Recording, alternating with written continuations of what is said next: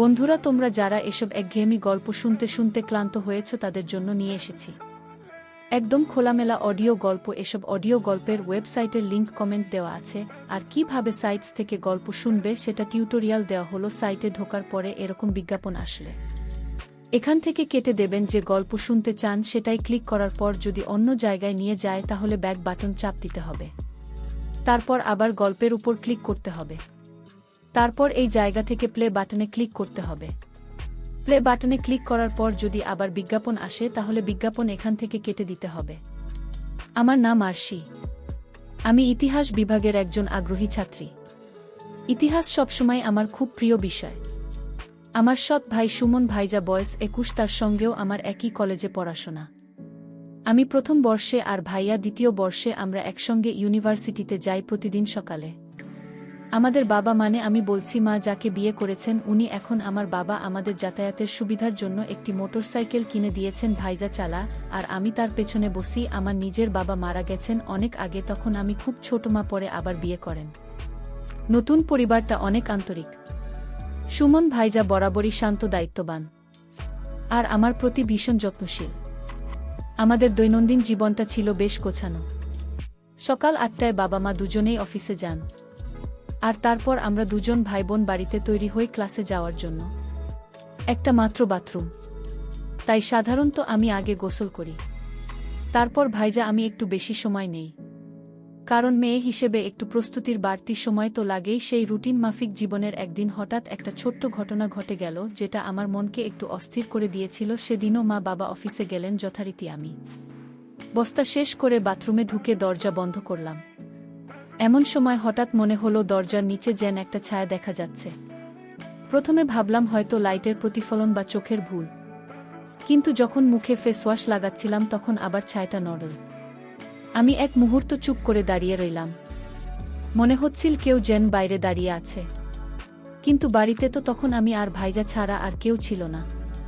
মাথার ভেতরে অনেক চিন্তা ঘুরতে লাগলো। হয়তো কিছুই না, হয়তো এটা নিছক কাকতালীয় কিছু। কিন্তু সেই মুহূর্তটা আমার মনে এক ধরনের আলোড়ন তৈরি করেছিল, যেটা সহজে ভুলে যাওয়া যায় না। এরপর গোসল শেষ করে বেরিয়ে এলাম, কিন্তু একটা অদ্ভুত অনুভূতি তখনও ভেতরে রয়ে গেল, সম্পর্কের গভীরতা বা জটিলতা। অনেক সময় এমন ছোট্ট ছোট্ট মুহূর্তেই জন্ম নেয়া। হয়তো সেটাও ছিল তেমনই কোনো শুরু। আমি চেষ্টা করছিলাম মনকে শান্ত রাখার, নিজেকে বোঝাচ্ছিলাম সব কিছুই হয়তো আমার ভুল দেখা, কিন্তু মনটা মানছিল না। আমি ধীরে ধীরে গোসল শেষ করে কাপড় পরে নিলাম। যখন ওড়নাটা তুলতে গেলাম তখন আবার দরজার নিচে একটা অস্পষ্ট নড়াচড়া দেখতে পেলাম। বুকের ভেতর যেন হালকা কাঁপন জাগল, মাথায় প্রশ্ন বিট করছিল, এই কিছুই ছায়া তবে কি? আমি আর দেরি না করে নিজের ঘরে চলে এলাম। প্রস্তুত হচ্ছিলাম ইউনিভার্সিটিতে যাওয়ার জন্য। কিছুক্ষণ পর ভাইরা ডাকল, চল, দেরি হয়ে যাচ্ছে। প্রতিদিনের মতোই আমরা বাড়ির দরজা বন্ধ করে বেরিয়ে পড়লাম। আমি ভাইয়ার পেছনে বসে ব্যাগটা সামলে নিলাম। পরদিন সকালে বাবা মা অফিসে চলে যাওয়ার পর আমি সিদ্ধান্ত নিলাম, এই সংশয়ের জবাব আমাকে পেতেই হবে। মনে একটা কৌশল এল। আমি মোবাইল ফোনে ক্যামেরা চালু করে সেটা এমনভাবে বাথরুমের বাইরের দিকে রেখে দিলাম, যাতে কেউ যদি ইচ্ছাকৃতভাবে কিছু করে তা ধরা পড়ে। এরপর আমি বাথরুমে ঢুকে দরজাটা ভেতর থেকে বন্ধ করে দিলাম। কয়েক মুহূর্ত পর দরজার নিচে আবার একটা নড়াচড়া। এবার আর আমি দ্বিধায় ছিলাম না, যা হওয়ার তা ক্যামেরায় ধরা পড়েছে। গোসল সেরে দ্রুত বেরিয়ে এসে মোবাইলটা হাতে নিলাম। নিজের ঘরে গিয়ে ভিডিওটা চালিয়ে দিলাম। সেখানে যা দেখলাম তাতে আমি স্তব্ধ হয়ে গেলাম।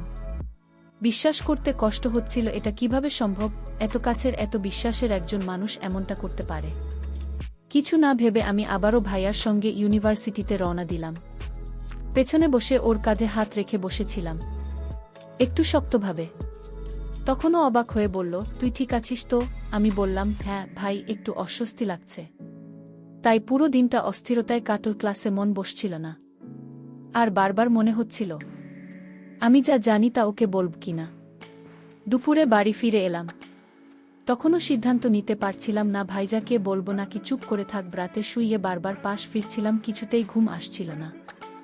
অবশেষে আবার সাহস করে সেই ভিডিওটা চালিয়ে দেখলাম নিঃশব্দে একা। অনেক ভেবে আমি শেষমেশ এই ভিডিওটা সুমন ভাইয়ার মোবাইলে পাঠিয়ে দিলাম। আমি চেয়েছিলাম সে জানুক আমি সব বুঝে ফেলেছি। সময় কাটছিল ধীরে ধীরে, 15 মিনিট, আধা ঘন্টা, তারপর 1 ঘন্টা পেরিয়ে গেল, কিন্তু কোনো উত্তর এল না।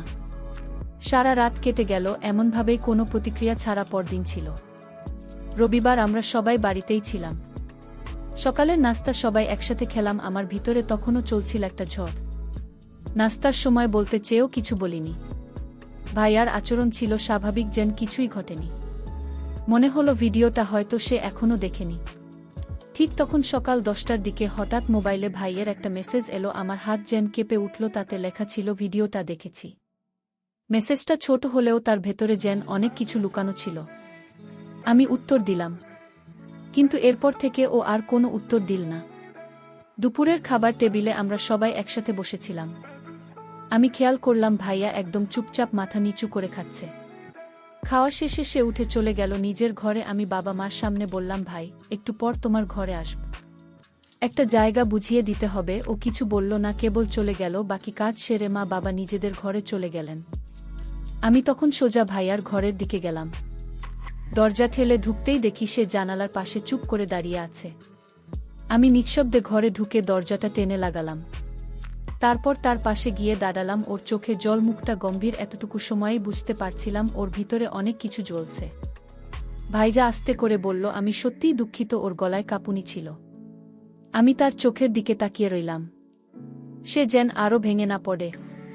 তাই আমি একটা শান্ত অভিব্যক্তি নিয়ে আলতোভাবে তার কাঁধে হাত রাখলাম।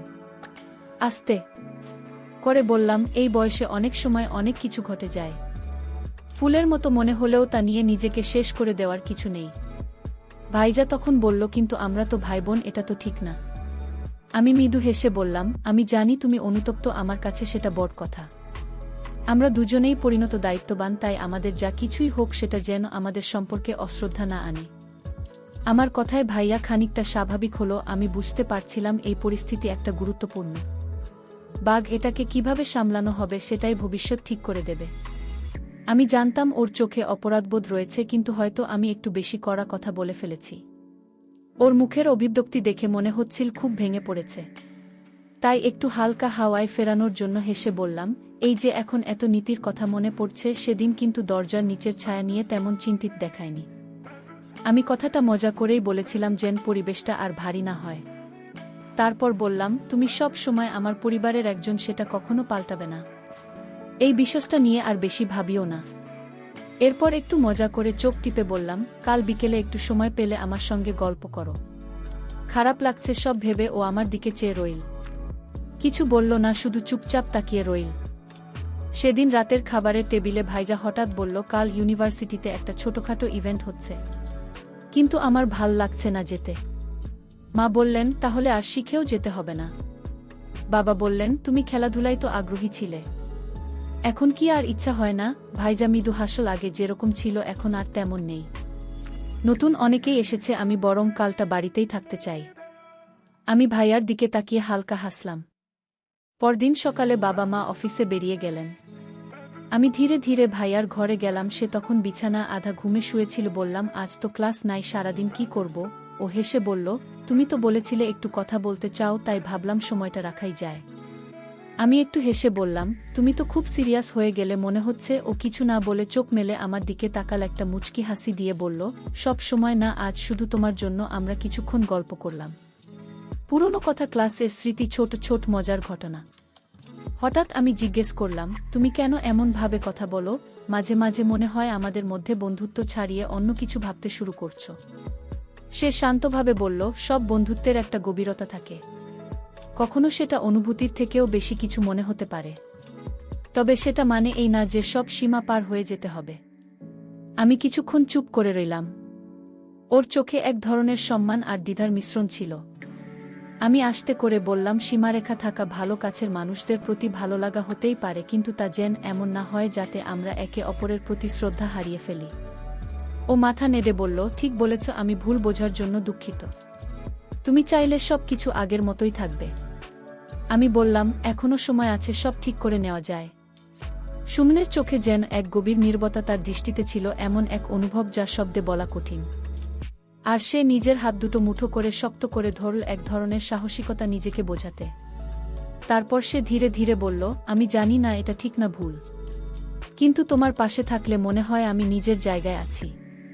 সবকিছু ঠিকঠাক। তার কণ্ঠে কাঁপুনি ছিল, শব্দগুলো যেন বুকের ভেতর থেকে ধাক্কা দিয়ে বেরিয়ে আসছিল। যদি তুমি মনে করো আমি ভুল করছো তাহলে আমি থেমে যাব, কিন্তু বলো না আমার অনুভূতিটা একেবারেই ভিত্তিহীন। সুমন কিছুক্ষণ চুপ করে রইল। তার মুখের অভিব্যক্তি থেকে বোঝা যাচ্ছিল সে দ্বিধার ভেতর আটকে আছে। তারপর ধীরে বলল, তুমি কি জানো তোমাকে নিয়ে আমি কত ভাবি? আমি সবসময় চাই তুমি হাসি খুশি থাকো, নিজের স্বপ্ন নিয়ে এগিয়ে যাও। কিন্তু কখনো ভাবিনি তুমি এমন কিছু বলবে যা আমাদের সম্পর্কের সীমা বদলে দেবে। আর সে জিজ্ঞেস করল, তবে কি তুমি ভাবো এই অনুভবটা ভুল? সুমন দীর্ঘশ্বাস ফেলে বলল, আমি জানি না ভুল কি ঠিক, শুধু জানি তুমি আমার জীবনের এমন একজন যাকে ছাড়া আমার গল্প সম্পূর্ণ মনে হয়। কিন্তু আমি ভয় পাই যদি এই পথটা আমাদের আগের সম্পর্কটাই কেড়ে নেয়। আর সীতার হাত ধরল, বলল, ভয় পেও না। আমাদের অনুভব যদি সত্যি হয় তাহলে সেটি আমাদের মধ্যে একটা মতন শক্তি এনে দেবে। আমি কথা দিচ্ছি তোমাকে কখনো কষ্ট দেব না। তুমি চাইলে এই অনুভূতিটা শুধু আমাদের মধ্যেই থাকুক, কারো জানার দরকার নেই। সুমন একটা মৃদু হাসি দিল, বলল, তুমি যদি এতটা গুরুত্ব দাও তবে আমিও আর পালাতে চাই না। তবে আমাদের বুঝে শুনে এগোতে হবে। তারা দুজন একে অপরের চোখে তাকিয়েছিল, কিছুক্ষণ শব্দহীন কিন্তু আবেগ ভরা। এরপর ধীরে ধীরে তারা একে অপরের দিকে এগিয়ে এল, যেন একটি নতুন অধ্যায়ের দরজায় দাঁড়িয়ে। সেই দিন থেকে তাদের সম্পর্কে রং বদলে গেল। আগে যা ছিল বন্ধুত্ব তা এখন হয়ে উঠল এক গভীর ভালোবাসার অনুভব। কিন্তু এই অনুভূতির স্বীকৃতি ছিল কেবল তাদের নিজেদের মধ্যেই, একটি নীরব সংরক্ষিত অধ্যায় যা বাইরের জগৎ জানে না। পরদিন সকালে আর সে কিছুটা চিন্তিত ছিল।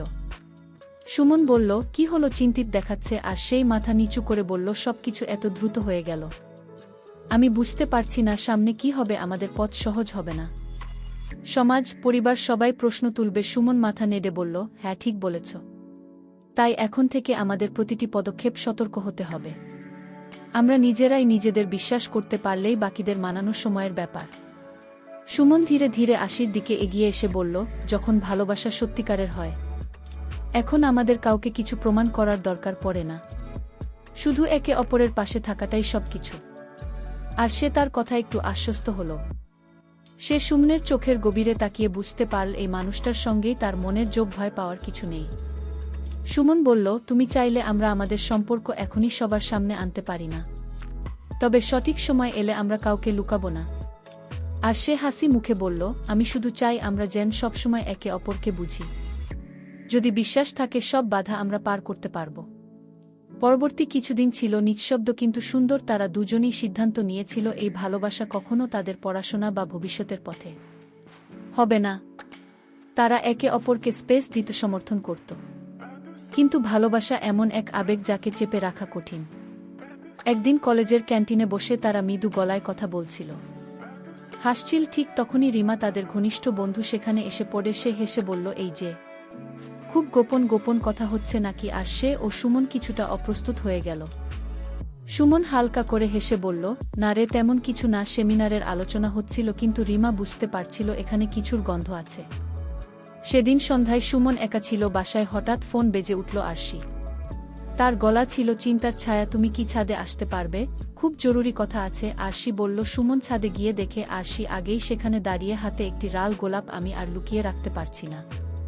সে বলল, আমি তোমাকে ভালোবাসি সুমন, আর এই সত্য সবাই জানুক আমি চাই।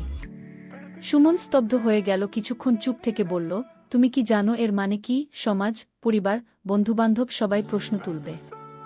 আরশি ধীরে বলল, তাদের চিন্তা আমার নয়। আমি শুধু চাই তুমি আমার পাশে থাকো, তাহলেই আমি সব প্রশ্নের উত্তর খুঁজে নেব। সুমনের চোখে জল এসে গেল। সে গোলাপটি হাতে নিয়ে বলল, তোমার সাহস আমাকে সাহসী করে তোলে। যদি তোমার ভালোবাসা এতটাই সত্যি হয় তবে আমি সব বাধা অতিক্রম করব। তার কথা শুনে আশির চোখে এক আশ্রয়ের মমতা ফুটে উঠল। সে হাসল। সেই হাসিতে ছিল বিশ্বাস আর নির্ভরতা। তারা একে অপরকে জড়িয়ে ধরল। সেই আলিঙ্গন ছিল নীরব, অথচ এত গভীর যেন হাজার শব্দেও প্রকাশ করা যায় না। সেই মুহূর্তে যেন সময় থেমে গেল। কেবল ছিল তাদের নিঃশ্বাসের শব্দ, হৃদয়ের স্পন্দন, আর সেই অদৃশ্য প্রতিজ্ঞা, আমরা একসাথে থাকব। যাই হোক না কেন। এই ভালোবাসা এখন আর কেবল একটি গোপন অনুভব ছিল না, এটি ছিল এক সাহসিকতার গল্প, এক সম্পর্কের শিক যা সময়ের সাথে আরও গভীর হবে।